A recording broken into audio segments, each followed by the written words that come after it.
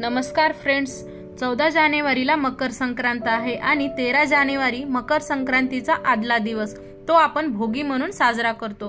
2025 या नवीन वर्षातील हा पहिला मोठा सण आणि विशेष म्हणजे सुवासिनी स्त्रियांसाठी खूप महत्त्वाचा मानला जातो। संक्रांतीप्रमाणेच भोगी या दिवसालाही महत्त्व आहे।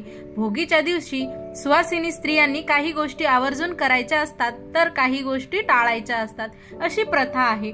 भोगीच्या दिवशी भोगविडे सुद्धा दिले जातात। भोगविड्याला सुद्धा खूप महत्त्व आहे। भोगविडे देण्याची बनवण्याची पद्धत ही प्रत्येक ठिकाणची वेगवेगळी आहे। जशी पद्धत तुमच्याकडे असेल त्या प्रकारे तुम्ही करू शकता। जर माहित नसेल तर या पद्धतीने करू शकता। त्यासाठी व्हिडिओ नक्की पूर्ण बघा।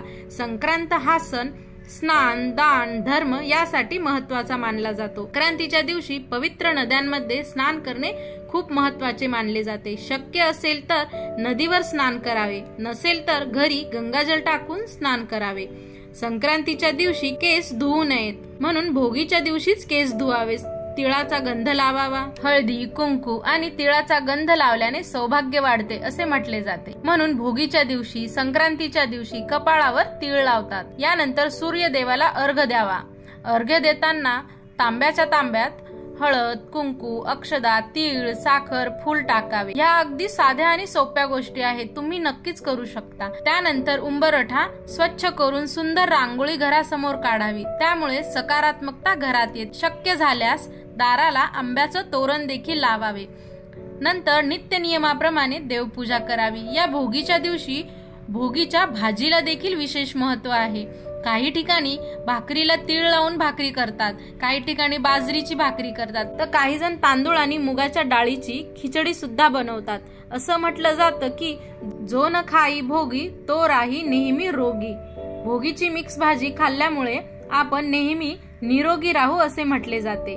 त्याचबरोबर या दिवशी भोगविडे दिले जातात। भोगीच्या दिवशी सायंकाळी देवासमोर पाटावर एक कपडा टाकून 7 पानांचे 7 विडे घेऊन त्यावर 7 सुपारी, 7 लवंग, 7 विलायची, थोडेसे तीळ, हळदी, कुंकू असे ठेवून विडे तयार करायचे। काही ठिकाणी हे भोगविडे दोरीने सुतवतात म्हणजेच बांधून घेतात, तर काही ठिकाणी हे विडे मोकळे ठेवतात।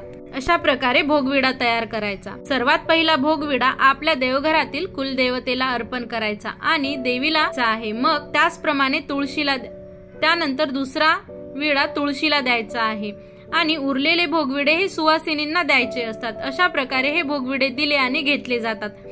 त्यात विशेष म्हणजे सुवासिनी एकमेकांच्या घरी जाऊन आरसा, फणी दाखवून थोडे केस विंचरतात, काजळ एकमेकींना लावतात, अत्तर, गजरा देतात। अशा पद्धतीने महिलांचा हळदी कुंकवाचा भोगीच्या दिवशीचा कार्यक्रम होतो।